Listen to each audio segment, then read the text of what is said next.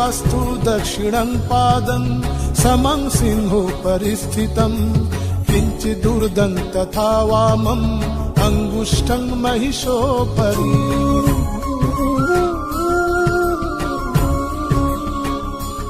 ॐ देवास्तु दक्षिणं पादं समं सिंहोपरि स्थितां किञ्चिदूर्ध्वं तथा वामम् अङ्गुष्ठं महिषोपरि।